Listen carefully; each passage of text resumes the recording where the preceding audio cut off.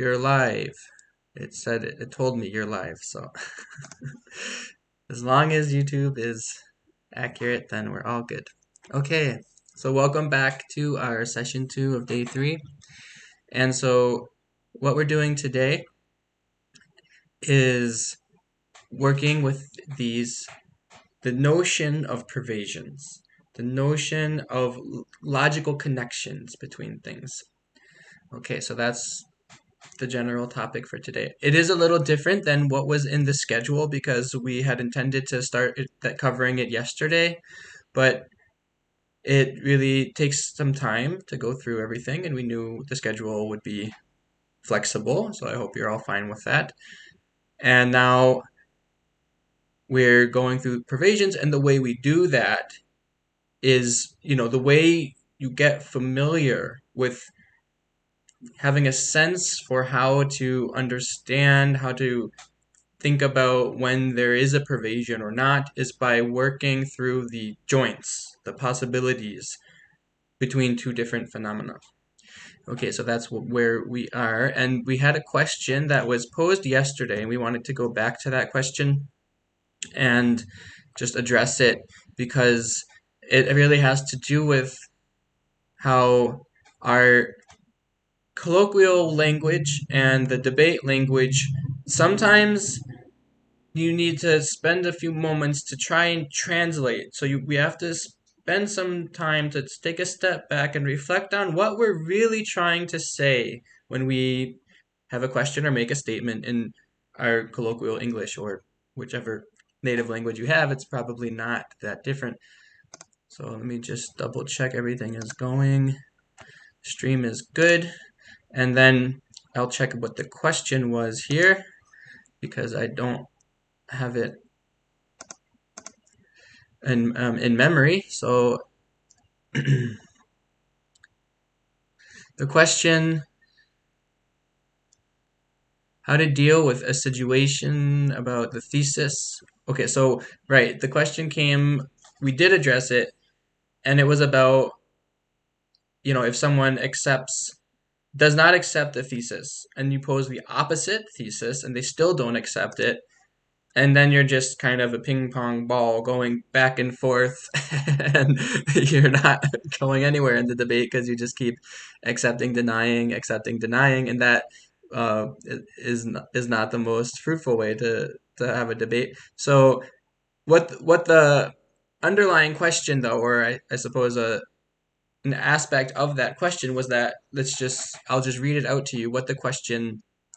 Let's see, we have another comment that okay, good, I will address that next. So the question that was actually being asked, the thesis statement was, right?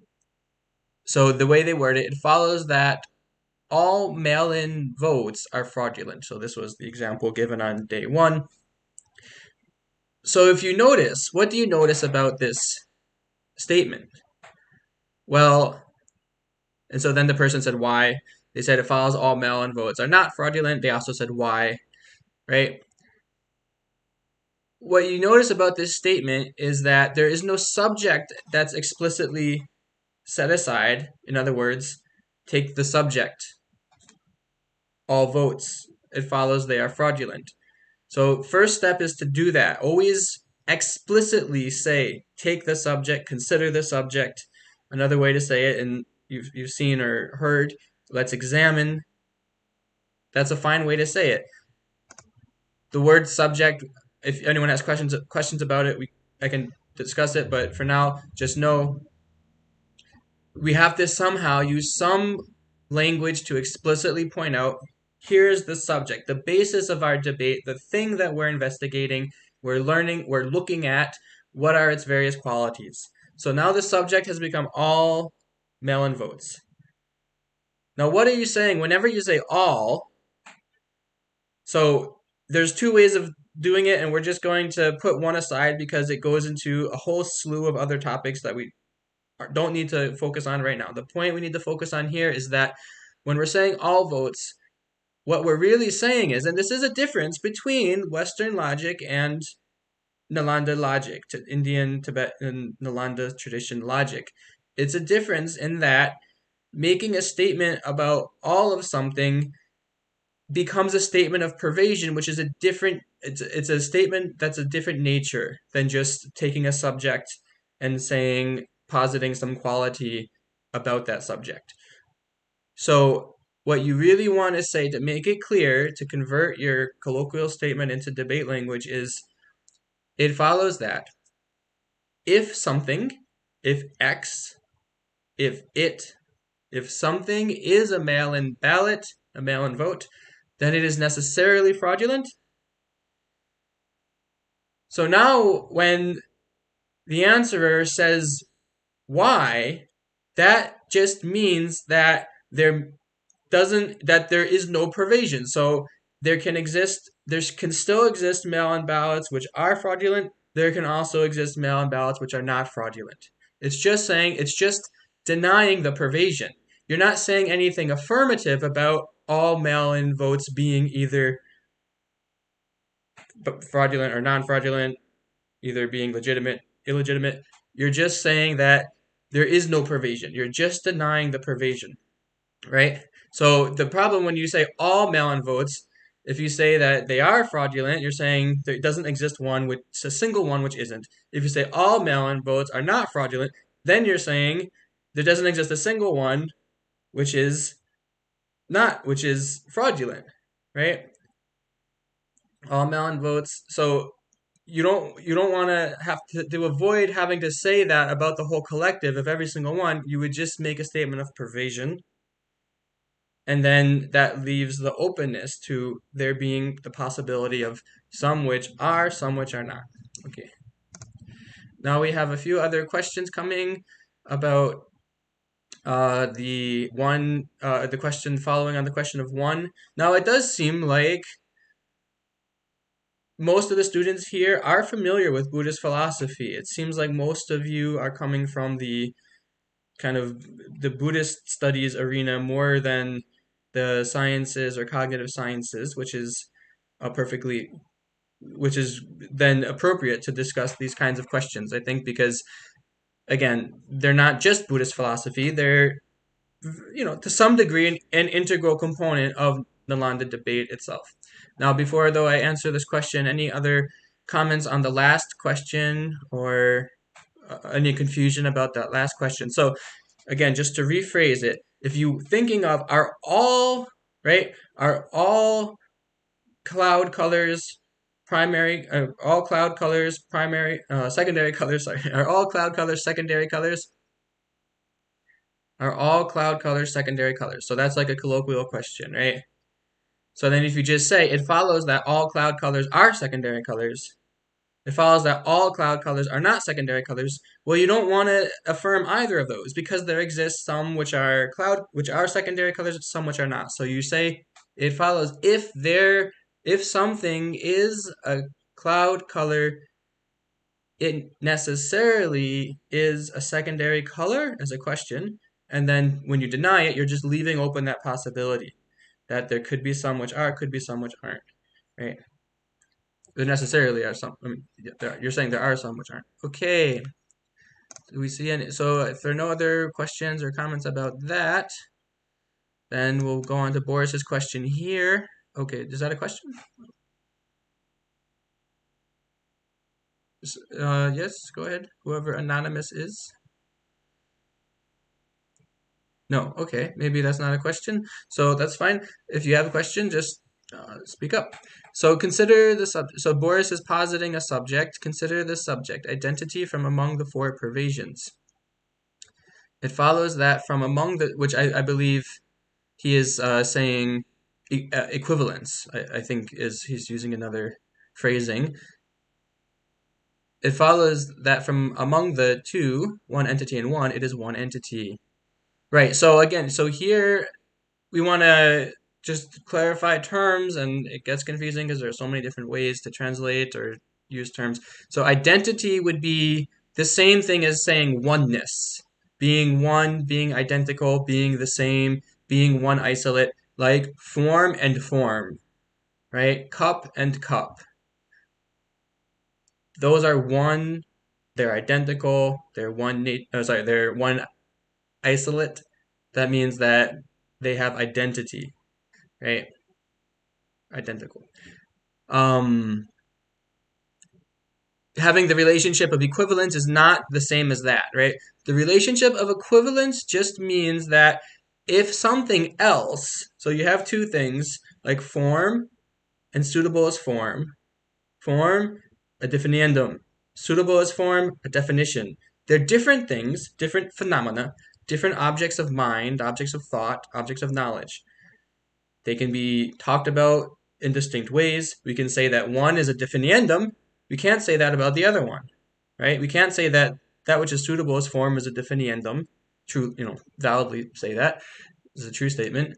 But we can say that form is a definiendum.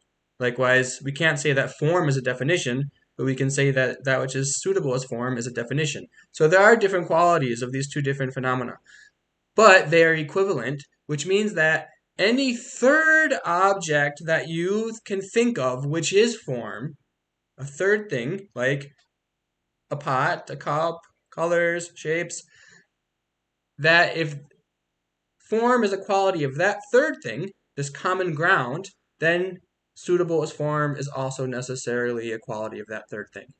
Colors. Form is a quality of color because color is form. So that means that suitable as form is also a quality of color because color is suitable as form.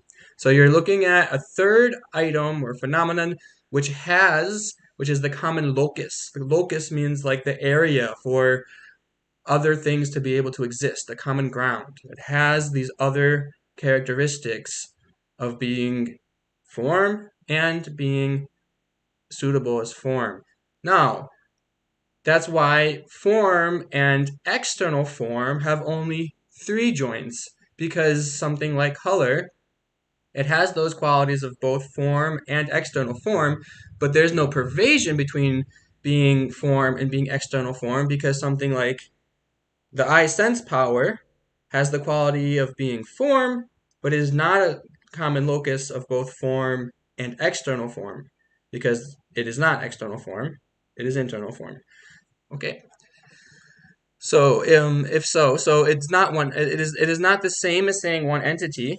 A different question is if things are equivalent. If two phenomena are equivalent, then it follows they are necessarily one entity. That's another question, and that would be seemingly yes, as far as I can tell. So if it means that things are one entity, posit something that is both mutually exclusive and an identity, follows the subject of two truths, are both mutually exclusive and one entity. Yeah. So they're not an identity because they're not one, but they are one entity, and yes, they are both mutually exclusive and one entity. And that's a philosophical question in relation to how one way of breaking up phenomena, of creating different categories. You have the large umbrella category of phenomena. Within that, you have two truths. You have ultimate truths and conventional truths. And there are many different ways of breaking them up. Like in physics, we might break them up by, kind of saying that there's, the scientific picture of the world and the manifest image of the world. That's one way some people like to talk about it, and that they're mutually exclusive, they're contradictory.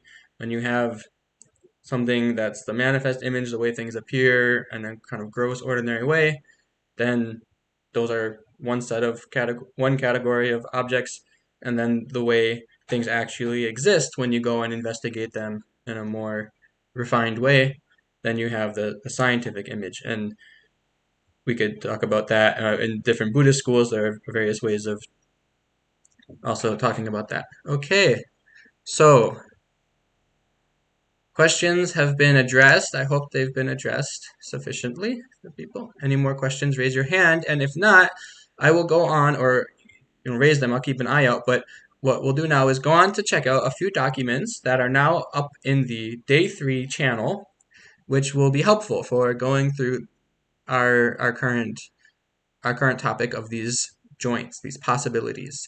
So what are those? Let me do a screen share. And please, if you haven't already seen them, please go download them now. So Day 3 channel has 3 new documents in it. One that Marika had just put up during the last session, and then 2 that were put up just in the break time. So let me screen share for you.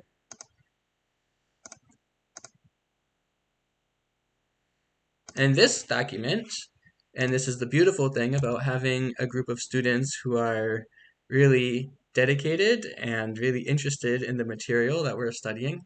So this was actually created by Venerable Thupten Ching. So thank you so much. It's wonderful, and this is another way that will help us understand. So she has the terminology of both the sort of traditional, you could say, the sort of Hopkins lineage, I guess you could say probably. Jeffrey Hopkins is one of the primary translators of Tibetan Buddhist literature and creating a pretty thorough vocabulary and terminology in English of the Tibetan terms.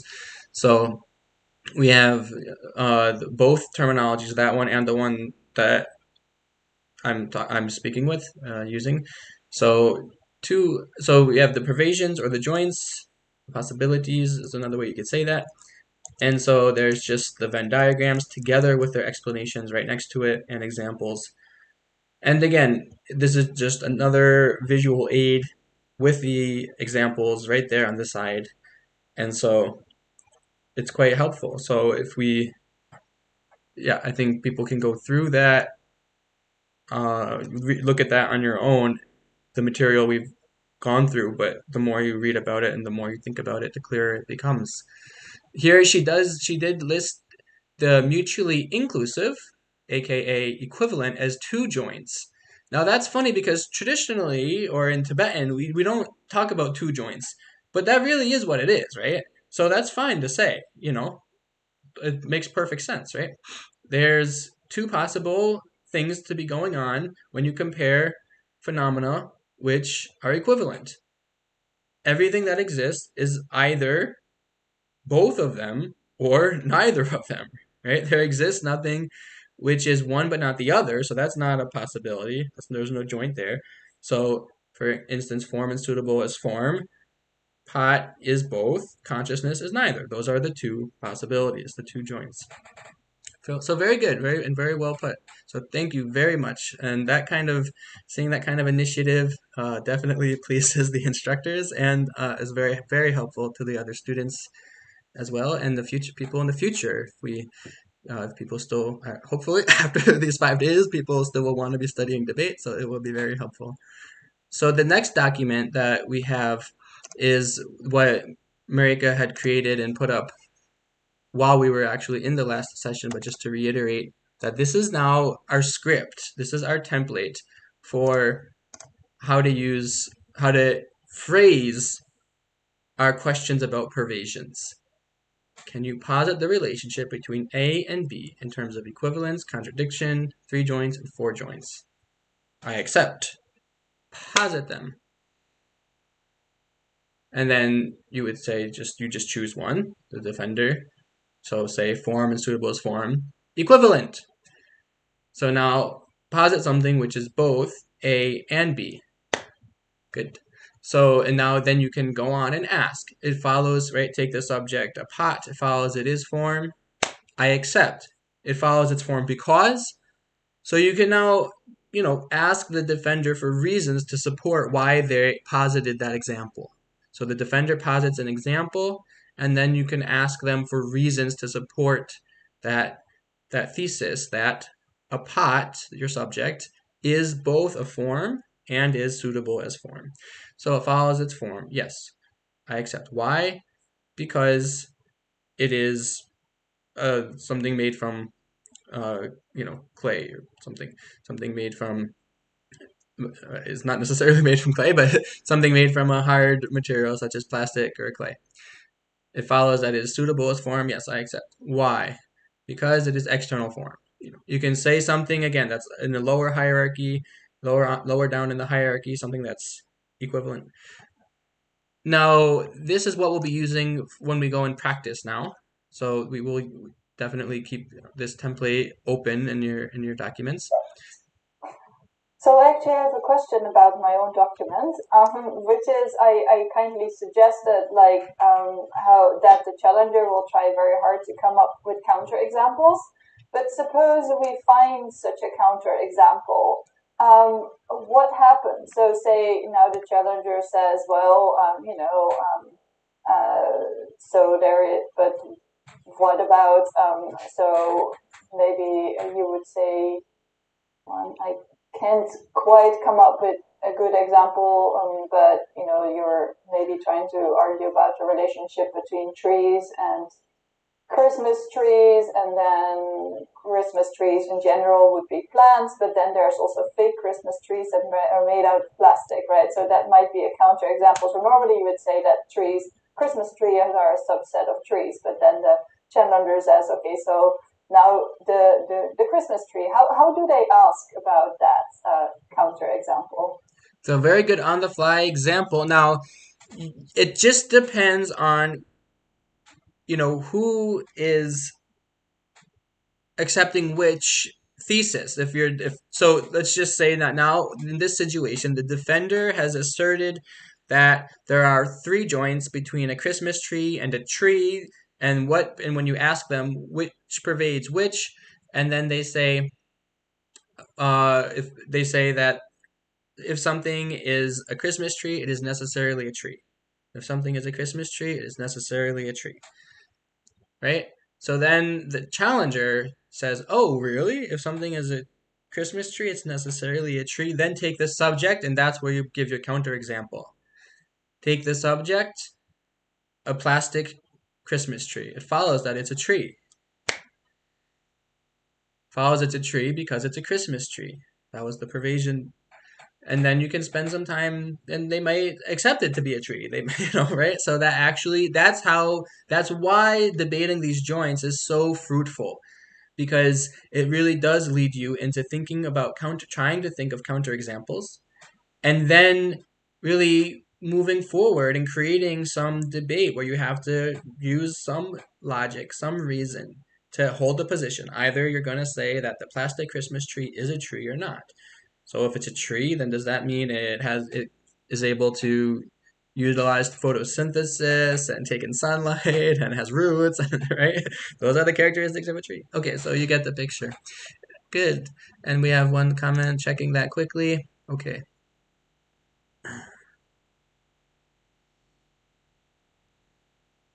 So this is a question it's just to me so others can't see it, but I will address it. That can you posit and it follows that you can posit something are different phrasing. So why are there both of those, or what's the difference? So here it's a stylistic decision that we're trying to help the language become comfortable and be able to be used in a fluid manner.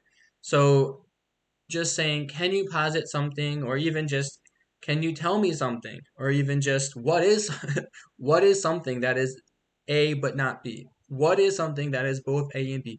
We're just giving different options. And if that's confusing because it's too much to have to learn new terms and then also think, well, there's three options for the terms, I could see how that would be too much. So just stick with what's written in the script. That's an easy way to to do it. But these questions. So when we're looking at the screen share and it says, "Can you posit something that is A, but not?" I think this is a typo. A, but not B. Um, oh no, yeah, A, but not B. Right? Yeah. So that would be. It follows you can posit something that is A, but not B. It means the exact same thing, just two alternative ways of saying it.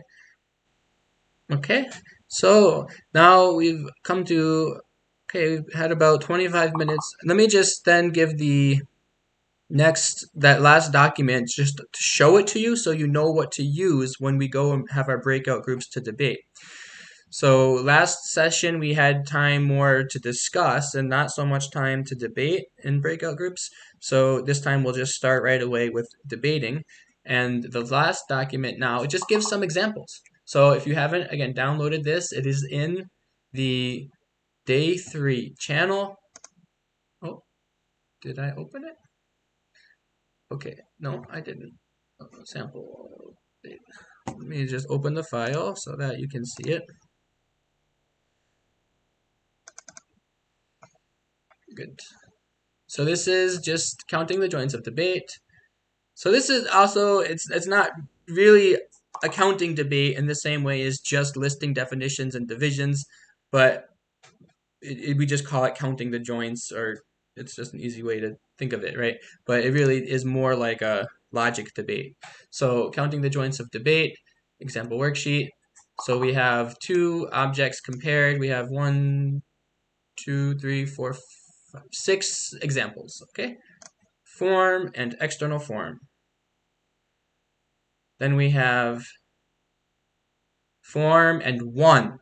Now this is again is that concept that we went over. Oneness, identity. When two things are one, what is it like?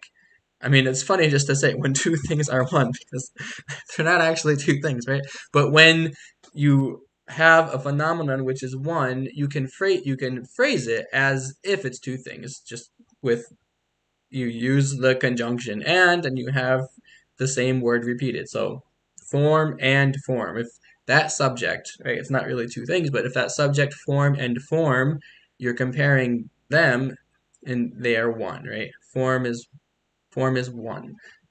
So we're comparing form and one. So this actually is, you would just say, take the subject form, take the subject the color white. That is both form and one. For something to not be one, you have to have two distinct phenomena in your subject. Take the subject, the color white and the color red. The color form and shape. Shape and color. You have to have a dual subject. Then it becomes no longer one because it's different, distinct. They are different. Form and that which is suitable as form, those two are equivalent. So when something's equivalent, unless you actually, as the challenger, you really have a doubt about it, or you really want to challenge it, then you can just say, okay, they're equivalent. Why? Why are they equivalent? Because there's a mutual pervasion. It's called, for those of you who know, which I know many of you do, the 8 doors of pervasion. 8 doors of pervasion would be the reason to prove. So if you say, take the subject, form, and that which is suitable as form, it follows they are equivalent. I accept. It follows they are equivalent because the reason the defender can give, because they have the 8 doors of pervasion. So that means that, just using A and B, if something is A, it's necessarily B. If something is B, it's necessarily A. If A exists, B necessarily exists. If B exists, A necessarily exists. If something is not A, it is necessarily not B. If something is not B, it is necessarily not A. If A does not exist, B necessarily does not exist. If B does not exist, A necessarily does not exist. So our 8 doors. Okay, 8 doors of pervasion. So, and then contradictory, the subject's form and consciousness. Of course, this can be debated. Why not? So something being contradictory, a reason to prove that would simply be, so again, here we don't ask for examples, right? Instead, we just ask for why, right? Take the subject's form and consciousness, it follows that they are contradictory. I accept. They're contradictory because, so you ask why. You don't say give an example because there is no example. They're contradictory. There's nothing which is both of them. So anything which is one is necessarily not the other, right? So you don't have to go through all the other things. You just say why and what's the reason? Because there does not exist a common ground or a common locus of those two. Okay. And then we have a few where there are 3 joints, 4 joints, and you guys can go and use these examples or use similar ones. Look at it and say, okay, form and external form. Why don't we try form and internal form? Why don't we try form and form source? Why don't we try form and sound source? Use again our list of all these different categories, the colors and so forth, or the chart. And then you can use your just whatever you desire to debate about, but keeping the similar form. And again, what is that form? It is in the template. Okay, so here the only thing that it doesn't say in this template is that when you have the three joints, one of the things that you also ask after, so right after someone asserts that they have three joints. So again, take the subject, form and external form, right? Can you posit the difference in terms of three joint, in terms of equivalence, contradiction, three joints or four joints? I accept. Posit it. They have three joints. So if they have three joints, then the next thing the questioner or challenger says is, so which pervades which? So that's the one thing that's not on this sheet. So if you just can keep it in mind, you want to get them to say which pervades which, and then the defender should say it in a statement of pervasion. If something is an external form, it is necessarily a form. If something is a form, it is not necessarily an external form. And that is written, so you could kind of copy and paste it or just look at the two documents together. That is written in this sheet. Something is external form, it is necessarily form. And it should actually have, here it has the next sentence. So these were not completely edited yet. So it follows, so as we would say, if something is a long shape, it is necessarily suitable to be shown as a shape. If something is suitable to be shown as a shape, it is not necessarily long shape. So you just state the pervasion in both ways. If it is A, it is necessarily B. If it is B, it is not necessarily A.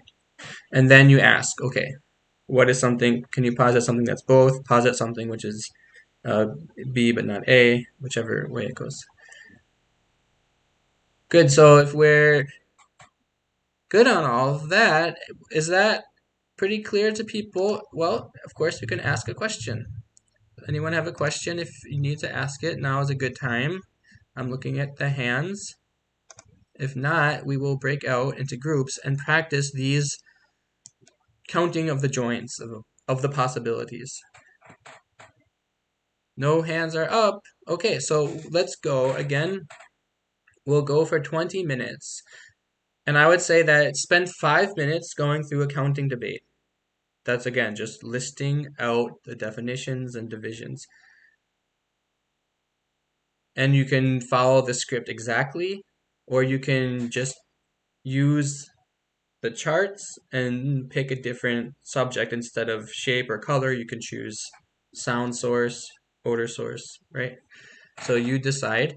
And then after, just don't spend the whole session, the whole 20 minutes, after 5 minutes or so, then move into a counting joints debate. So then pick two phenomena, two of the things.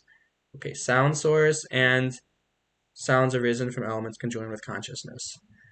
Odor source and manufactured odors. Odor source and form. Whichever, right? You can.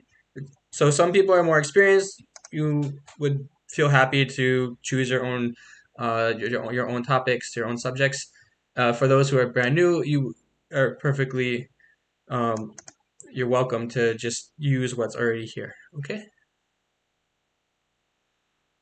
good. And I will come and check around on people. So try again pairs, and if you really feel like you'd rather hear some other people, and you can join another pair. Okay.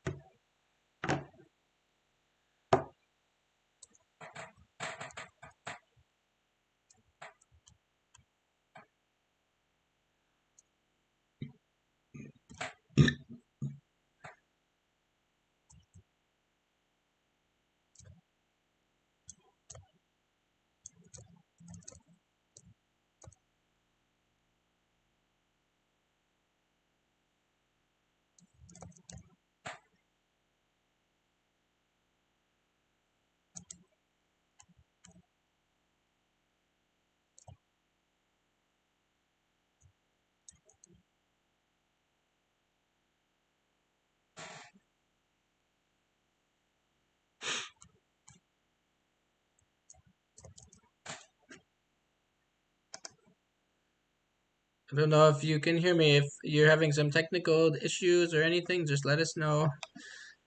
Okay.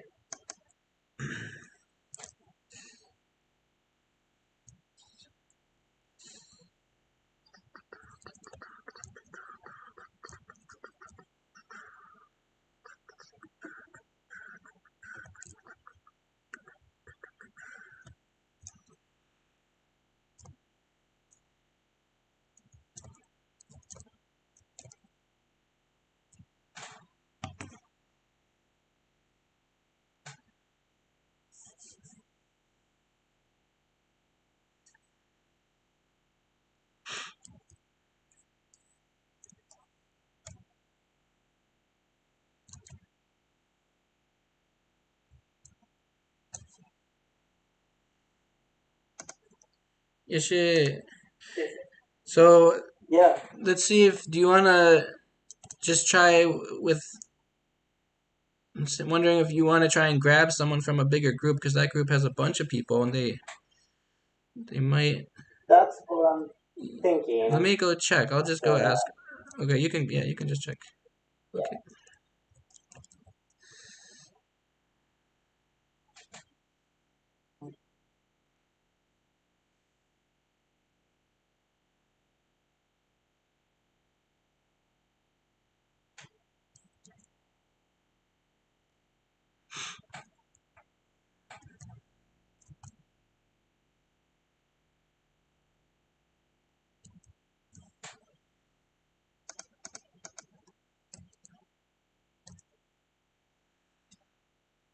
Suppose it has a definition. I accept. Posited. Take the subject external form. The definition of it is that which is suitable to be a form, and it is not inside the continuum of the person. Yeah, great. So take the subject external form. It follows that it is defined as that which is suitable as form and not included within the I would say take the subject that which is suitable as form and not included within the continuum of a person. It follows that this is the definition of external form. Accept. Good. Okay, so take the subject external form. It follows it has divisions. Accept. Positum. External form. Its divisions are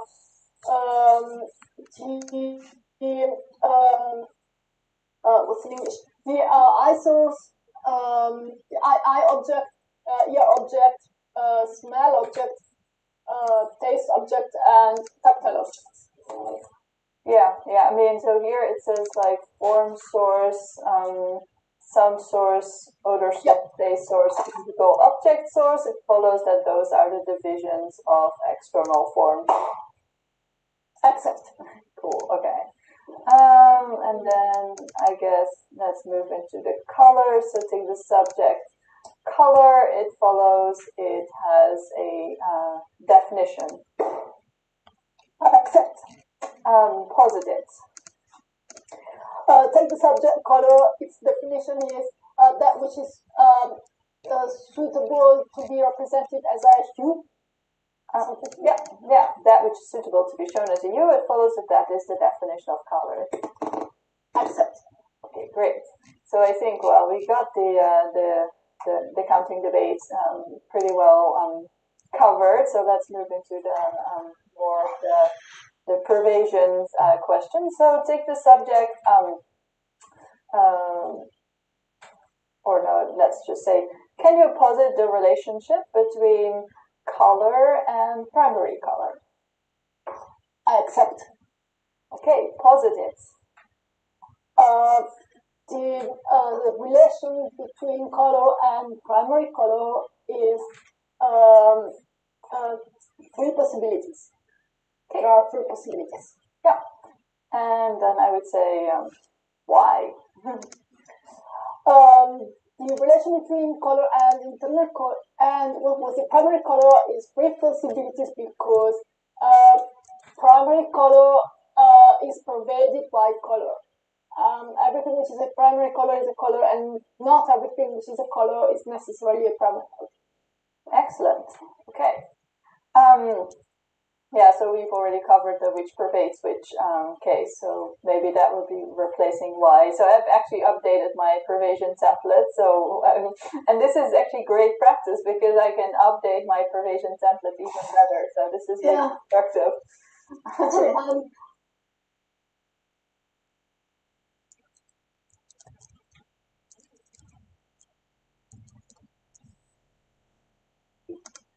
Hey Boris, how you doing? Did you? I was a bit late. I had to check my emails and do something, so Oh, no problem. Okay. So yeah, we can go if you want another partner. There are a few groups where there are multiple people, but yeah, we can yeah, also I just can do it. join You another can, group, no problem. yeah. Yeah, but you're doing this wonderfully, really. It's so nice. Oh, and you put so much effort in it, and you Yeah, feel it. It's your dedication, and I find it really amazing, wonderful to and put this all together. It's so much work, I know, but it's really so yes, and good. Really nice. we're learning as we go. It's the first time we've ever tried something like Yeah, this, but we're glad that you made it and that actually there's a really good group of dedicated students. So I yeah, think that is possible to maybe have more programs in the future that are like this. Because yeah. debate does take time to figure out, right? Thank Yeah, you. I Yeah. don't know. I'm not at the time to come to the Jeffrey Hopkins sessions on Wednesday often, but Right, if you right. started in that format already, it's quite interesting to go over the material in that way. Oh, you're saying like a weekly meeting or something for Yeah, the something like weekly this? meeting, yeah, Yeah. we could Well, we'll try. think about something like that. Yeah. Yeah, Cool. yeah, Well, why don't we yeah. practice, or do you want to find another partner so you can have some time to practice with them? Yes, I look around. I Okay. look Okay, around. great. Yeah. See you, Okay. Boris. Thank See you you. on Tuesday.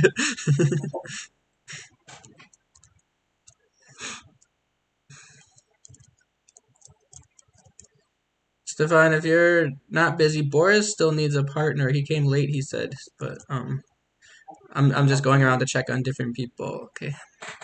All right. He may find another partner. Okay. I'll have a look in a second whether I'm found one.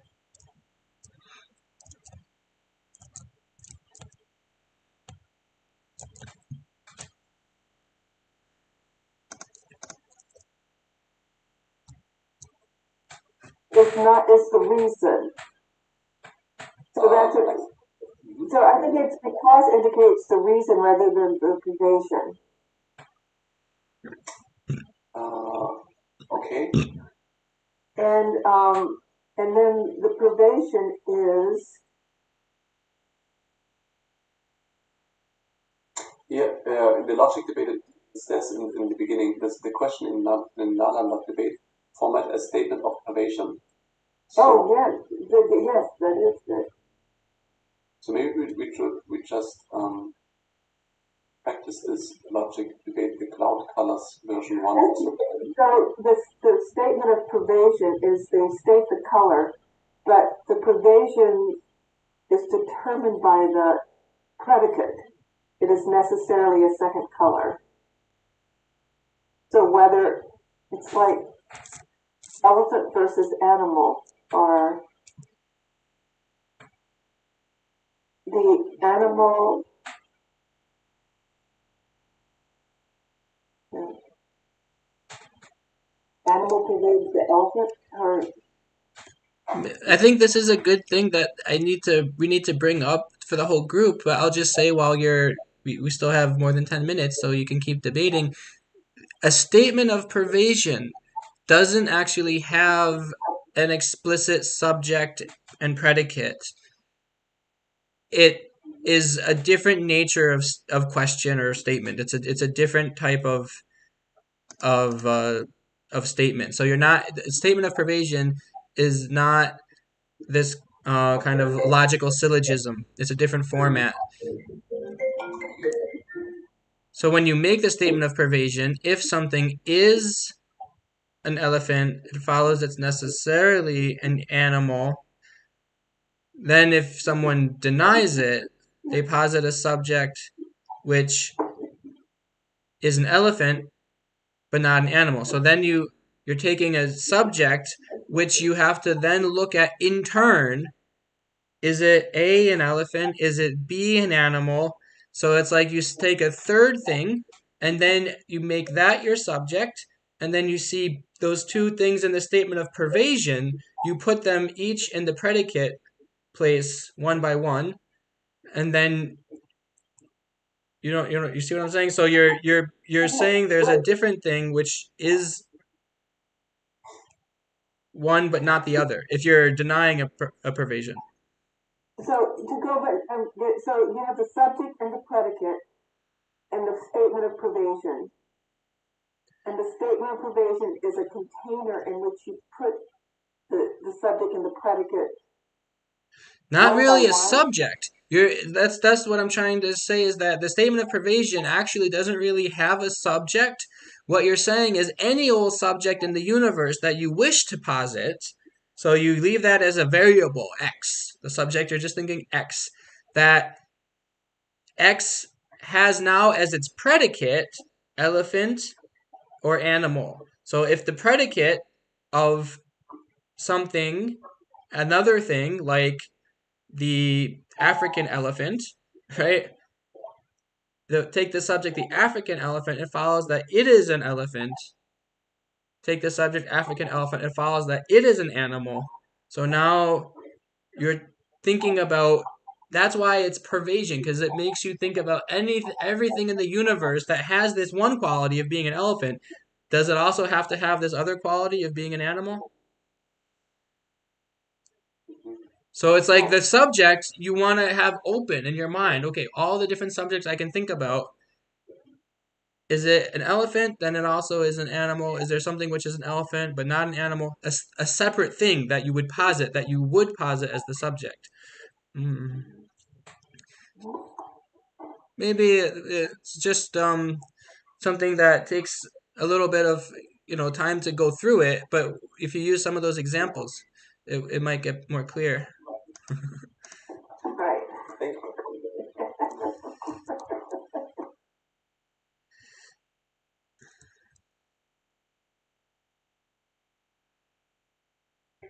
Yeah, I will say bye. Okay. Take the subject mental conscious anger. Take this. No, it is a form of mental consciousness. It is a form. No,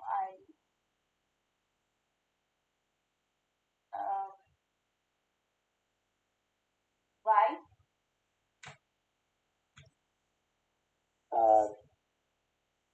Anger is not a form of mental consciousness. Yeah, I agree. I accept. Can you posit an example of mental consciousness?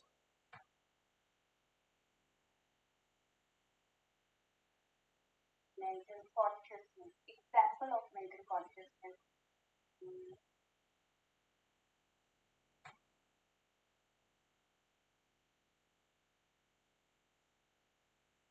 The first movement of my mind.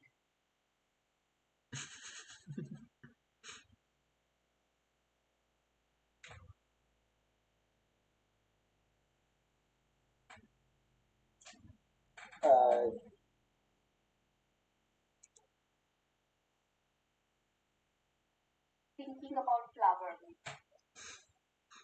That is an example of mental.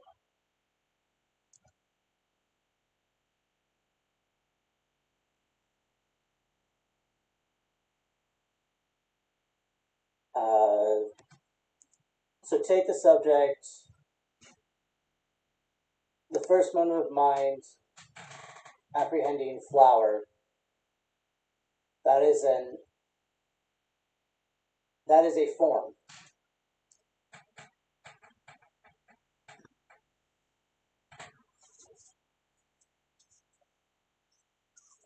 Yeah, I agree. So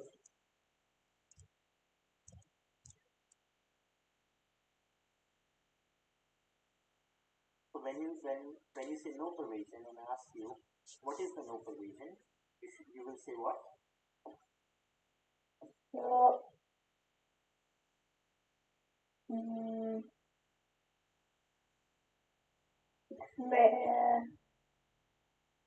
yeah, I'm a little bit confused there. So there we will say if it is made of wood, it doesn't necessarily follow that it is a tree. A tree. Okay. See, once you understand it, then you will be able to come up with an example. For example, the wooden table. Wooden table is made of wood, but it is not a tree. Yeah. So my pervasion is wrong.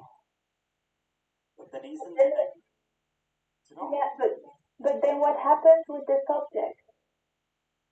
When you're checking the pervasion, you are not worried about the subject. Oh. You're only looking at the predicate and the reason. Yeah. Okay. And then you compare the reason with against the predicate. Yeah, that is it. So And not the predicate against the reason. Sorry. yeah, so form and that which is suitable as form. I think tree works for both of them. But so form is, I think, definiendum, and that which is suitable as form is the definition of form. So I think maybe my question would be, if they're mutually, whatever it is, equivalent, if they're equivalent, then what is the relationship? Is there something that is a so are they, is definition and definiendum both? Is there a common locus between definition and definiendum? I don't know if that's yeah, because they are exactly the same. They are like in the Venn diagram. They are like the two circles that are completely overlapping. So there's nothing which is the one but not the other. But isn't form a definiendum and that which is suitable as form a definition? Yeah, but that's why. It's the definition of the definiendum. I don't know. So I think that's why they're like 100% equivalent. If you name an example for one thing, then it's necessarily also the other. So may And I if you just name something which suggest, is not the one, then it's necessarily not the other also. so you guys are having a great dialogue and it's exactly where you should be going. So now Kabir, she has a thesis, right? Yes. So what do I you would do? say You want to I would posit say something that is a definition but not a definiendum, right? And question her on it. okay, so I would say take that which is suitable as form. It follows it is the definition of form, but is not the definiendum of form, and therefore there is something which is not a common locus between form and that which is suitable as form. Does that make sense at all? We'll try and just take it one Yeah. by one. Just do one thesis statement and then see how she responds, and then just do one reason and see how she responds. So don't lay out the whole thing just yet, right? Try and go Okay. based on her answer. So just take a subject that follows it is. So the Okay, so subject's suitable as form, it take follows it that. is a definition. Sorry, okay. Okay. So take that which is suitable as form, it follows it is a definition. Can you give an example? Or why? Okay. So what's the Why is reason? that which is suitable as form a definition? Is that the question? Because it's connected topics. Okay, I don't know. Let's take another example. Say, take that which is momentary. If it follows, it is the definition of impermanent. I accept. Okay, so take impermanent. It follows, it is the definiendum of that which is momentary. I accept. Okay, so take a definition and a definiendum, it follows that there are two distinct phenomena. Except. Now, again, if you're going to just go based on her accepted pervasion, right? You start with the pervasion statement. It follows that. She's saying they're equivalent, right? Definition, definiendum. It follows that if something is a definition, it's necessarily a definiendum.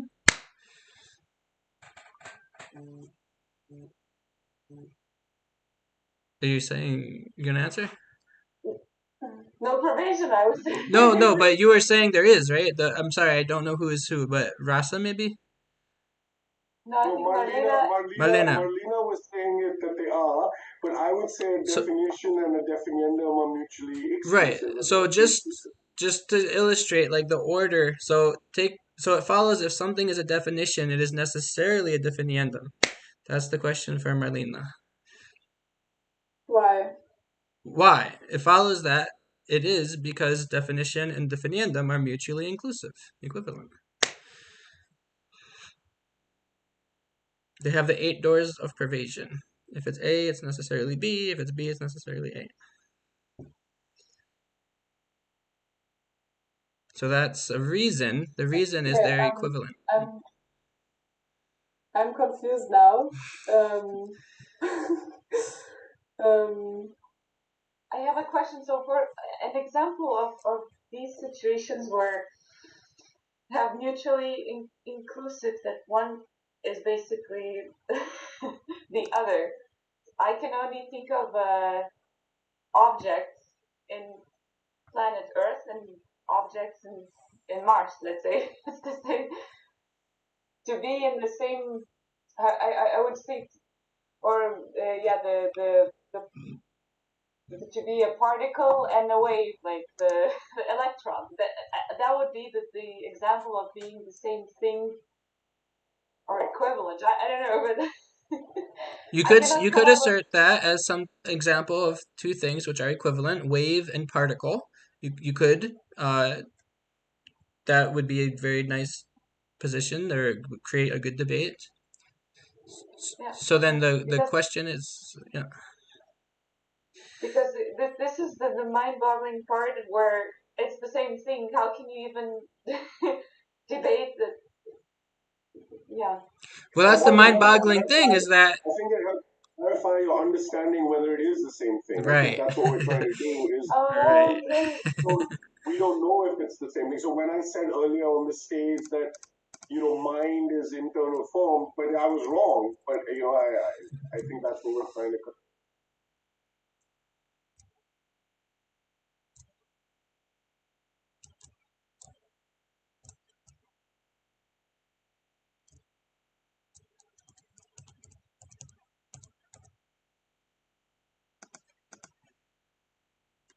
Okay, everybody, sorry for interrupting, but when you are able to bring it to a close, let's wrap it up and meet back in the temple.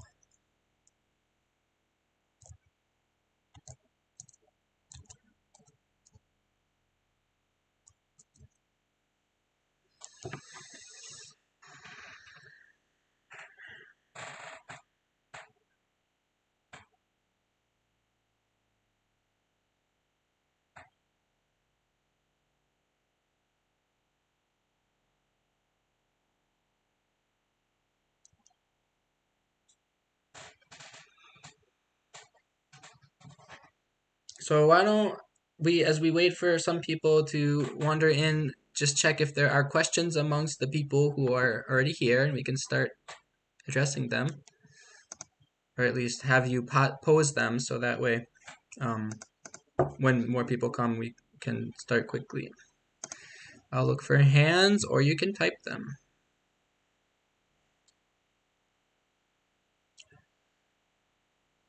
Okay, so far so good.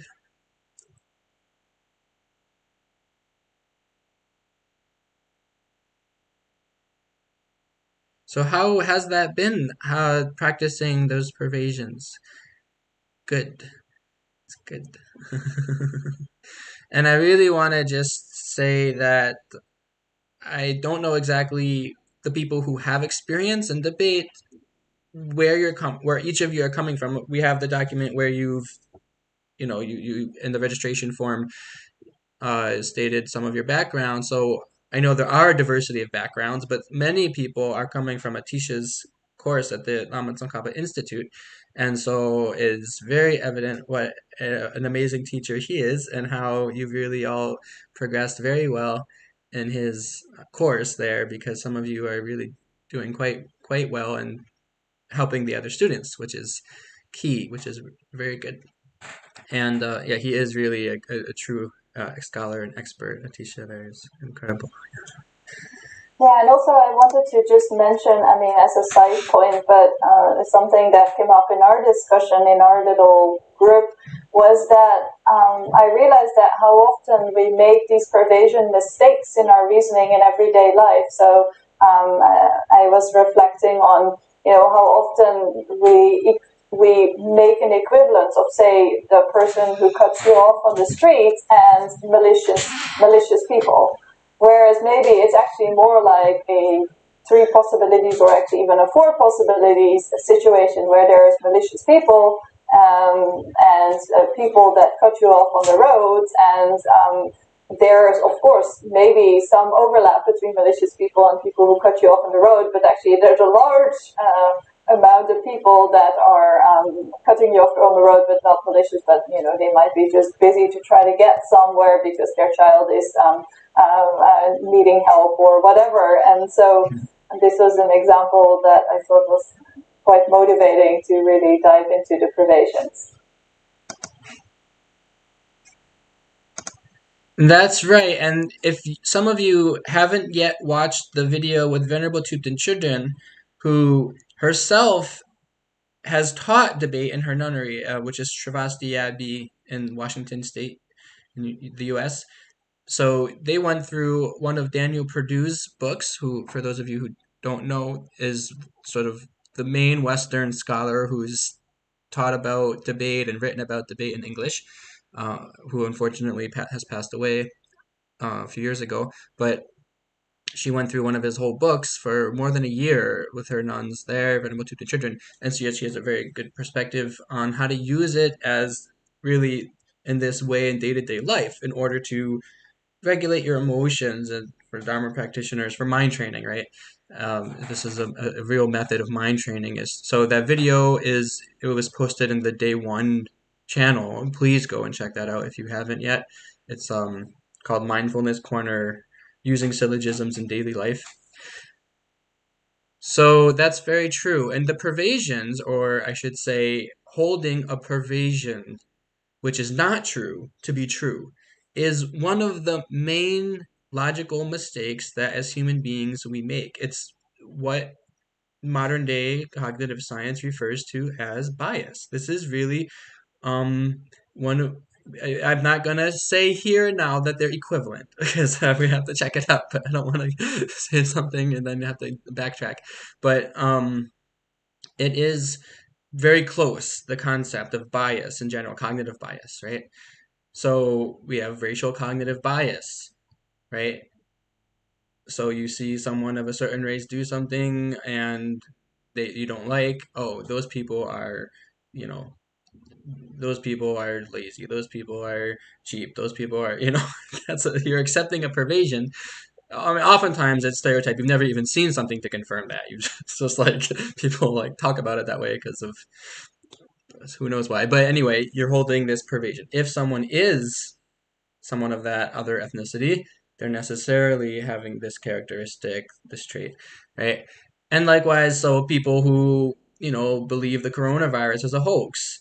It's like, I have a friend, I'll just very quickly give a true story, right? Confessions, but a very close friend who is, an intelligent person. So we're not saying anything about, we're not trying to say people are this or that. We have mistaken views. That's something that we have to acknowledge, so, oh, he thinks the whole thing is a hoax, this and that. And then his evidence, right? What is he thinking? Well, there's all these videos online of medical professionals who are saying that coronavirus is a hoax or is not as it's described in the mainstream.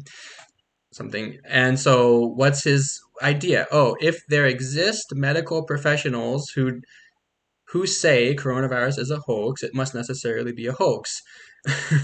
Right? Or if there exists medical professionals who say that some phenomenon is untrue, then it must necessarily be untrue. But you see how quickly we will run into logical problems if we really hold that pervasion. Let me see if there were a couple. There was one question, and then just one question here by Betty.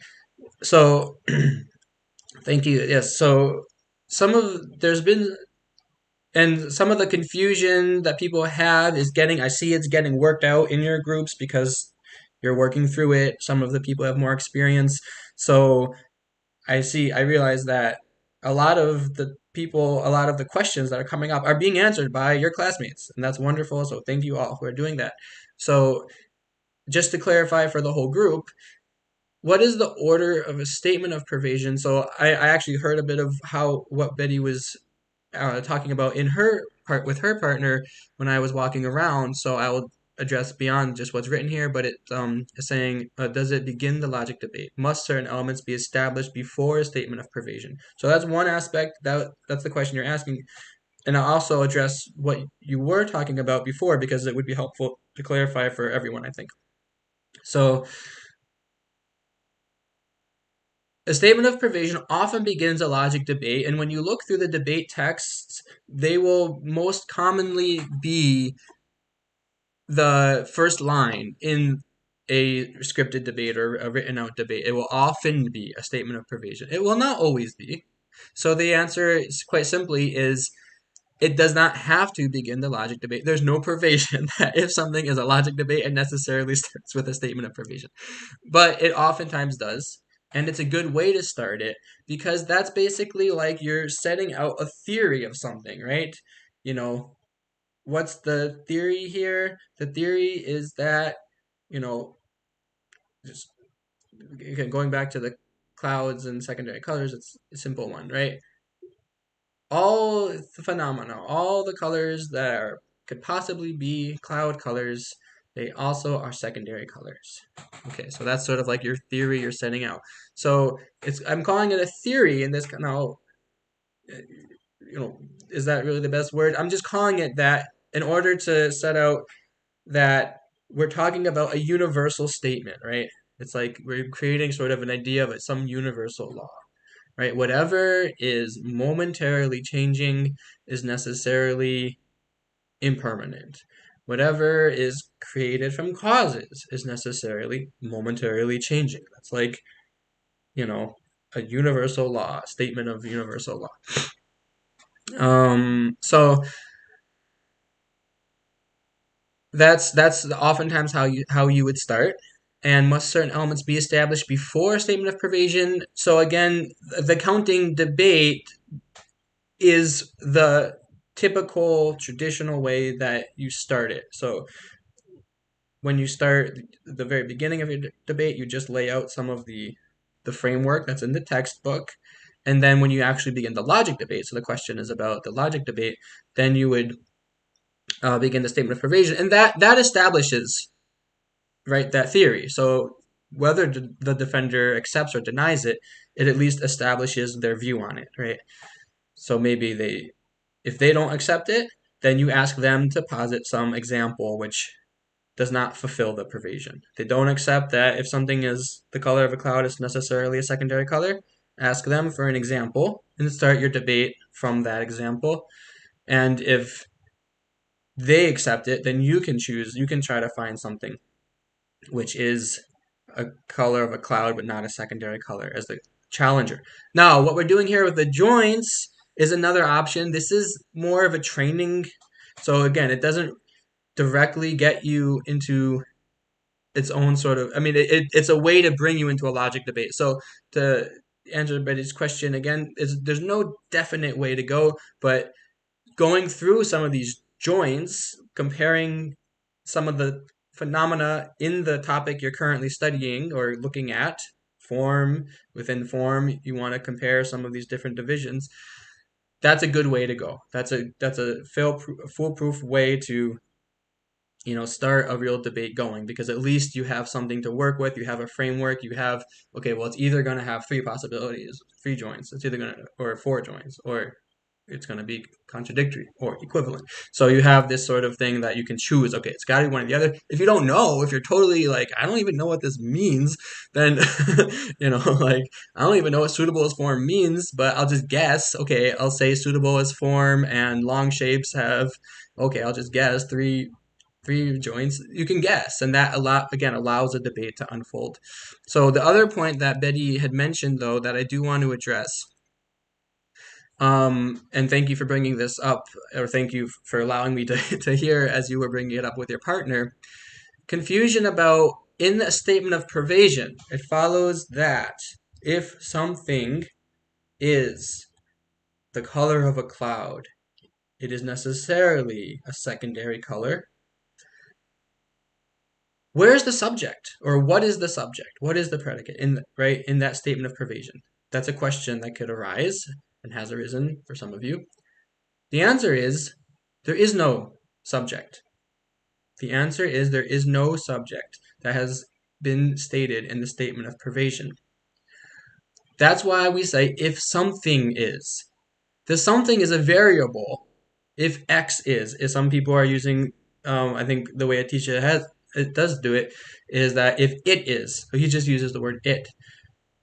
If X is, if it is, if something is, doesn't matter how you phrase it, as long as you understand what it means, that you're leaving the space as a variable such that whatever thing in the universe you can think about as a subject, anything else that you want to posit as a subject, a third thing. So you have the two things in question in your statement of pervasion, color of cloud, secondary color. If something is A, it's necessarily B. That something, that X, that it, that's the subject.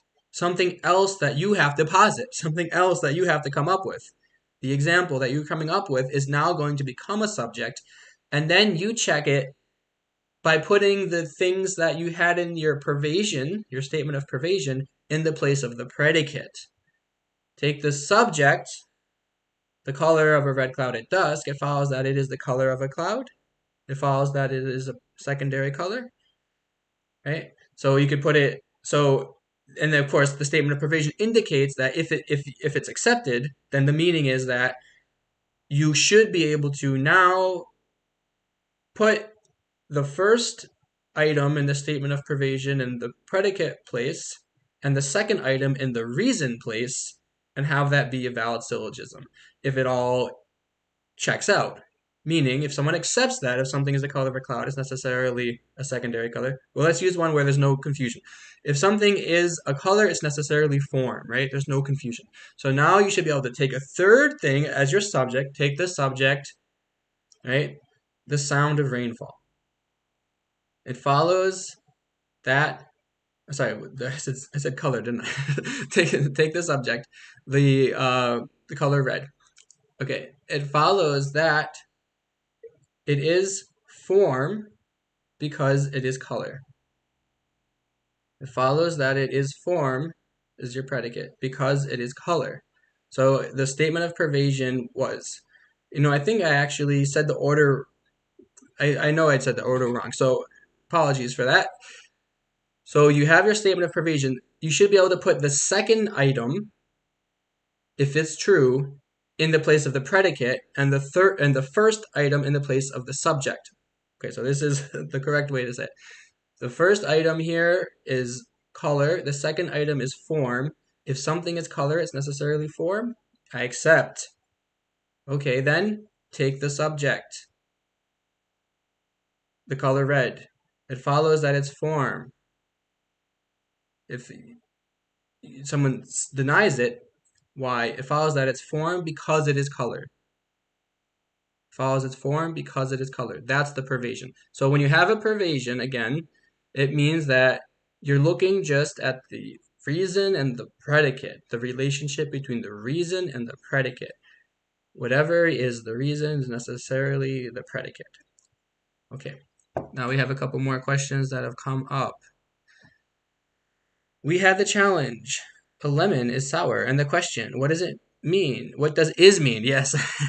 What does is mean? Good question. Does it apply equivalence or, as in colloquial language, having the quality of? How would you formulate these relationships correctly? Apply, implying, imply? Does it imply? Oh, you meant to say imply. Yeah, yeah, it just Yeah. wants to correct the Yes, it's a statement. correction. Thank you. Okay. Right. This like you have like logical symbols and then just like correction. So does it imply equivalence? It does not imply equivalence. It does also not imply having the quality of. Okay, that's the easy way to answer. So it implies being something, right? So this is a tricky thing. It's again a slightly different way of thinking about things, but having the quality of something, for instance, a pen here has the quality of the color black. It has the color black, but is it the color black?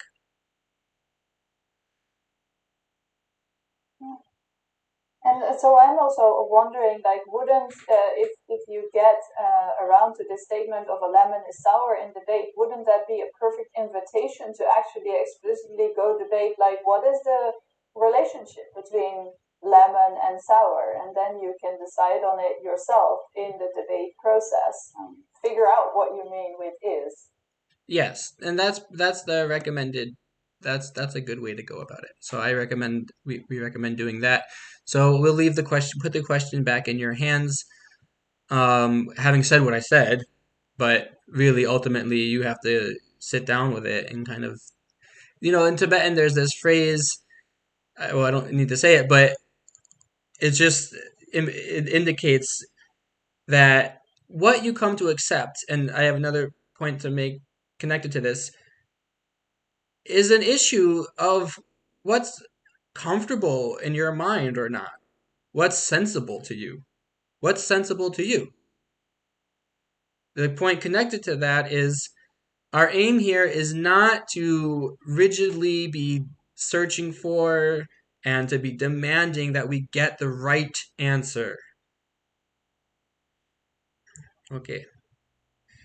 Yeah, or even that we used a particular language, right? As we just have the aim is more to get clear on what language you're using and what we're using and what we're meaning with it, but we can apply the mechanics in principle in whatever conceptual system we want to use.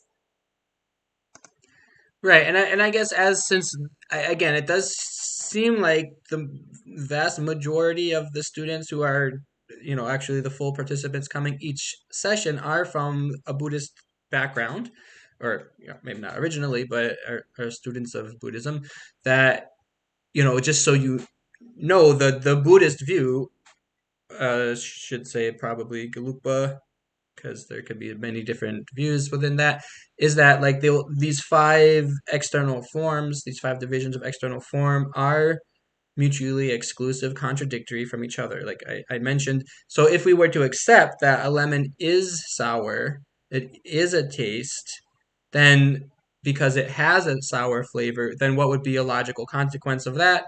Well, debate it out, but it seems you would pretty much have to accept that it's also a color because it has a color, right? If it has a property, that would be sort of the pervasion. It follows if something has the property of sourness, it's necessarily sour. If something it follows if something has a property of color, it's necessarily color. If something has the property of shape, it's necessarily a shape.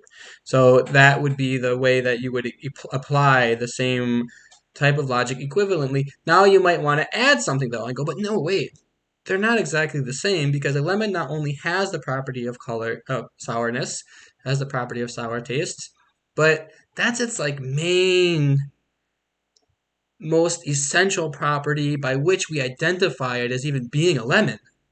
Okay, well now you have a new reason, right? That's actually a different reason than simply it has the property of something.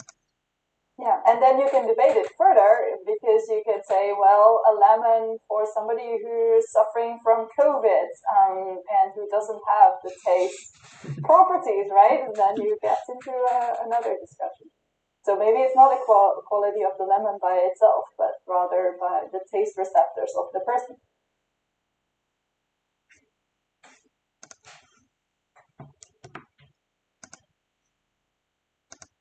Okay, very good. So if we have no more questions, then we can spend a few more minutes. We only have a few more minutes left, so we'll spend that time just going over, let me just double check. So I just want to make sure everyone's aware that we have this phrase or word, ta. So are people kind of aware of where the ta comes in? Ta combined with combined with the backhand slap. That's something that is, again, it was phrased as being like the punitive thing. Okay, sort of in a sense, but and it's really, again, another marker. So we use, many of the verbal as well as physical motions that are done are multifaceted, but one of the functions is as markers, right? So what's the ta? That's a marker when someone who is the defender, the answerer, reverses a position. Now it has to be a complete 180. They say the color of a red cloud is a secondary color in one moment. 5 minutes later, they accept. I mean, they don't say they accept, right? They accept the color of a cloud, not a secondary color. It's just the direct negation. If they do that, then they get a ta. So just to remind people or people who are not aware of it. And you could also say strike. Strike is an English word, so maybe for people who are not who are native speakers of English, that might be more comfortable. That was a suggestion from a Tibetan friend of mine who I thought it kind of matches nicely to the idea behind the ta, so can use strike. Okay. The another point is, and then so also please do use it, like, it's, again, you don't have to feel like I'm being mean, but it gives you this sense that, okay, that's a formal mark to acknowledge there was an error in the logic, right? Or there was a logical contradiction. So that's helpful. It really is something that allows us to go, and it works, on our ego a little bit. It might stir up an emotion here or there. That's fine. This is a kind of emotional process. But I wanted to point out, one of the things I wanted to discuss today was the value of debate. And so talking about the ta is a good, bridge into that, because one of the values, and there's now a video up in the Day 3 channel that everyone please watch. It's on the value, specifically the cognitive elements of sort of the cognitive training that takes place. We'll put out another one that's on the social elements of debating, because the guest speakers did talk about each of them separately. So, but anyway, the point being, there's this social element where really, and you'll hear the speakers talk about it, but there's this already a group agreement that we're here for each other and we're here to help each other learn. So it's a safe environment. That's the key point I want to bring up. I'm just watching you guys, what the way that I'm hearing the debates go in your little groups and partners is like a beautiful thing to see. It's totally clear to me that you all get this. So I'm just explicitly stating it. So as a safe environment, you know, when someone gives you a ta, you don't have to take it as an attack, or seeing that, the ego, are grasping at wanting to be right, which is there, might just naturally react. Just allow kind of yourself to keep in mind, okay, well, yeah, I didn't like that ta. Especially now, sometimes people do it mistakenly. They over ta, right? They sort of ta when you really didn't reverse a position. So just be patient and know, okay, well, we're just here to learn and help each other learn. Okay. Yeah, and I would also say, like, in a way, that sa is like a gift. It's like where you then are like, oh, I learned something because I realized that there was a contradiction in this position, which I did not realize before. And so one thing is also that if you get a sa and you don't understand, where it comes from. So we had a bit of that happening in our practice session this morning in Europe. Then spend some time just going through, like, where is that sound? What is inconsistent with what? Because that is phenomenally helpful. I mean, that's what the whole debate is about anyway. And that's another thing that we actually, in my opinion, or just seeing how debates sometimes get off track, it seems like we, in the traditional forum of a Tibetan monastery, in that environment, we actually don't do enough of repeating and double checking. We kind of just speed along, speed along, speed along. But then oftentimes someone really didn't catch what the challenger was actually trying to say, or literally said. And then you're responding to some different question, and they give you a tie, you don't get it, and you don't. Instead of stopping and repeating it, it just sort of it starts to get off track sometimes. With more experienced debaters, it doesn't really happen, but I think even for the beginning debaters, a way to avoid that, and since time is precious, we don't want to spend a half hour just going in circles about a tzah we didn't even understand. Just stop and say, what was the statement again? Can you repeat it? Or as the challenger, if someone denies a pervasion or doesn't, or says no pervasion, then ask them, okay, what's the pervasion you're denying? Just to make sure you stay on the same page and that you're really following it. Now, the working memory, that's a skill, that's another cognitive skill that increases with time so that you can sort of remember better. Sometimes you just forget, right? What to do. It's natural. Okay, so that's about that. So we are okay. Looks like we're out of time. Are there any questions before people break? There is a question from Lokesh. Okay. Come up and ask your question, please.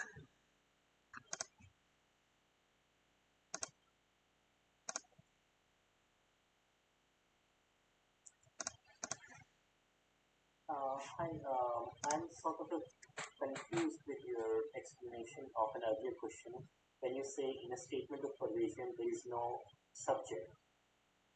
Yes? And I used to think that when you're making a statement of pervasion, the subject actually is there, which is basically the set of, let's say, your pervasion statement. If it is a color, it follows it as form.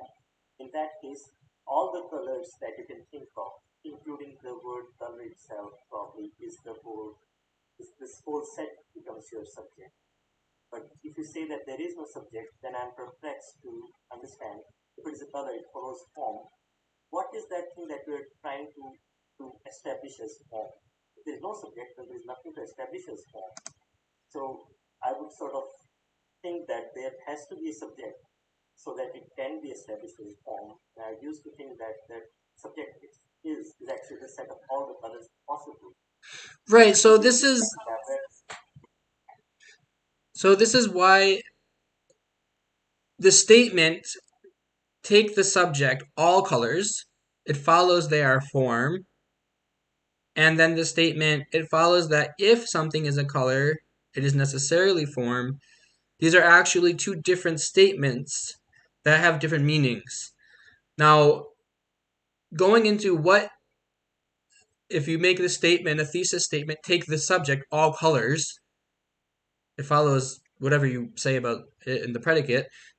What that actually means, that's something that we don't really have the resources to address in this workshop because it involves getting a sense of permanent phenomena and how to distinguish between permanent phenomena versus functioning things or impermanent phenomena, and that's sort of another degree of going deeper into the philosophy and logic.